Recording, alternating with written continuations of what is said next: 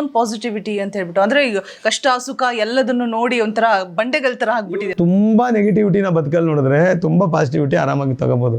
ನಾನು ಯಾವುದೋ ಒಂದು ಇಂಟರ್ವ್ಯೂ ಅಲ್ಲಿ ಹೇಳಿದ್ದೆ, ಸಿಕ್ಕಾಪಟ್ಟೆ ಶ್ರೀಮಂತಿಗೆ ಎಂಜಾಯ್ ಮಾಡಬೇಕು ಅಂದರೆ ಸಿಕ್ಕಾಪಟ್ಟೆ ಬಡತನ ನೋಡಿರ್ಬೇಕು ಅವನು.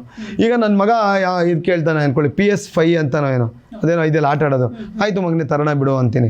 ಅವ್ನಿಗೆ ಅದ್ರದ್ದು ವ್ಯಾಲ್ಯೂನೇ ಗೊತ್ತಿಲ್ಲ. ನನಗೆ ಹಿಂಗೆ ಒಂದು ಸಮೋಸ ತಿನ್ನೋಕೆ ಕಾಸಿರಲಿಲ್ಲ. ನಂದೊಂದಿದೆ, ಒಂದು ಹಳೆ ಕತೆ, ಅದನ್ನ ಹೇಳ್ಬಿಟ್ರೆ ಗೊತ್ತಿಲ್ಲ, ಹೇಳ್ಬೋದೇನೋ. ಒಂದು ಕತೆ ಇದೆ, ನನ್ನ ಮಗನಿಗೆ ಅದ್ರದ್ದು ವ್ಯಾಲ್ಯೂಸೇ ಗೊತ್ತಿಲ್ಲ. ಅವ್ನಿಗೆ PS5 ತಂದ್ರು ಅಂತ ಆಡ್ತಾನೆ, ಆದರೆ ಕೋರಾಗಿ ಎಂಜಾಯ್ ಮಾಡಿದೆ ಇವತ್ತು. ಅಬ್ಬಾ PS5 ಅಂತ ಅದು ಅವ್ನಿಗೆ ಸಿಗೋದೇ ಇಲ್ಲ ಫೀಲ್. ಯಾಕೆ ಅವ್ನಿಗೆ ಸಿಗುತ್ತೆ. ನಾನು ಒಂದು ಕಡೆ ಕೆಲಸ ಮಾಡ್ತಿದ್ದೆ, ಕರೆಕ್ಟಾಗಿ ನನಗೆ ಅವಾಗ 14 ವಯಸ್ಸು ಅನ್ಸುತ್ತೆ. ನೀವು 15 ಅಂದ್ರಿ. 8ನೇ ಕ್ಲಾಸಿಂದನೇ ಕೆಲಸಕ್ಕೆ ಹೋಗ್ತಿದ್ದೆ ನಾನು. 9ನೇ ಕ್ಲಾಸ್ ರಜದಲ್ಲೋ 8ನೇ ಕ್ಲಾಸ್ ರಜದಲ್ಲೋ ವಿಜಯಲಕ್ಷ್ಮಿ ಟಾಕೀಸ್ ಹತ್ರ ಚಿಕ್ಕಪೇಟೆಯಲ್ಲಿ ಕೆಲಸ ಮಾಡ್ತಿದ್ದೆ, ಒಂದು ಸೇಟು ಅಂಗಡಿಲಿ, ಸೀರೆ ಅಂಗಡಿಲಿ. ಅಲ್ಲಿ ಸೇಟುಗೆ ಒಬ್ಬರು ಮಗ ಇದ್ರು, ನನ್ನ ವಯಸ್ಸೇ ಅನ್ಸುತ್ತೆ ಅವ್ರಿಗೆ, ಒಂದು 12-11 ವರ್ಷದ ಮಗ. ಅವ್ರು ಯಾವಾಗೂ ಕಚೋರಿ ತಿನ್ನೋರು, ಅವ್ರ ಮಗ ಕಚೋರಿ. ಅವರು ಜಾರೆ ಲೇಖ್ಯ ಅಂತ. ನಾನು ಆ ಕಾಂಪ್ಲೆಕ್ಸಿಂದ ಹೋಗಿ ತಂದು ದಿನಕ್ಕೆ 8 ಸತಿ ಅದು ಕೊಡ್ತಿದ್ದೆ. 2 ರೂಪಾಯಿ ಕಚೋರಿ, 2 ರೂಪಾಯಿ 2.25 ರೂಪಾಯಿ, ನಂಗೆ ನೆನಪಿಲ್ಲ ಇನ್ನೂ, ಇಲ್ಲ 2.25 ಇಲ್ಲ, ಇನ್ನೂ ಕಮ್ಮಿ. ನನಗೆ ಅವಾಗ ಸಂಬಳನೇ 5 ರೂಪಾಯೋ 6 ರೂಪಾಯಿ ಆ ಥರ ಸಂಬಳ.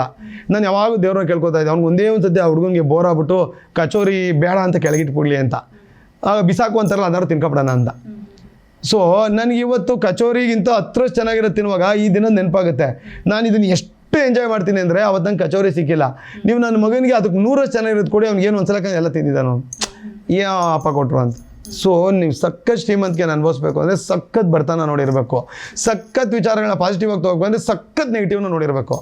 ಅಷ್ಟು ನೆಗೆಟಿವ್ ನೋಡಿದ್ದೀನಿ. ಯಾಕಂದ್ರೆ ನಾನು ಬೆಳೆದಿದ್ದೇ ನೆಗೆಟಿವಲ್ಲಿ. ಅಂದರೆ ಬರೀ ಅದೇ ನೋಡಿಕೊಂಡು ಅದಕ್ಕೆ ನಾನು ಒಂದು ಸತಿ ಯಾವುದೋ ಇಂಟರ್ವ್ಯೂಲ್ಲಿ 15 ವಯಸ್ಸಲ್ಲಿ ವಿಷ ಕೊಡ್ಬಿಟ್ಟಿರ್ತೀನಿ, ಬೇಡ ಗುರು ಬದುಕೋದು ಅಂತ. ಅಲ್ಲೂ ಬದುಕ್ಬಿಡ್ತೀನಿ, ತಿರ್ಗಾ ಬದುಕ್ಬಿಟ್ನಾ ಅಂತ.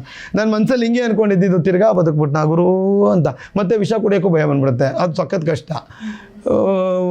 ಹಂಗಾಗಿ ಹೌದಾ ಅಷ್ಟೇನಾ, ಹಂಗಾಯ್ತಾ, ಹೌದಾ, ಈಗ ಏನೋ ಆಯಿತು ಅಂತ ಬಡ್ಕೊಂಡ್ರೆ ವಾಪಸ್ ತರೋಗುತ್ತಾ, ಆಯಿತು ಹಂಗೆ ಅಂದ್ಕೊಂಡ್ರೆ ಸೇಮ್ ರಿಸಲ್ಟೇ ಅಲ್ವ. ಹಂಗೆ ನಾನು ಅಂದ್ಕೊಳ್ಳೋದು ತಪ್ಪು ಸರಿ ನಂಗೆ ಗೊತ್ತಿಲ್ಲ.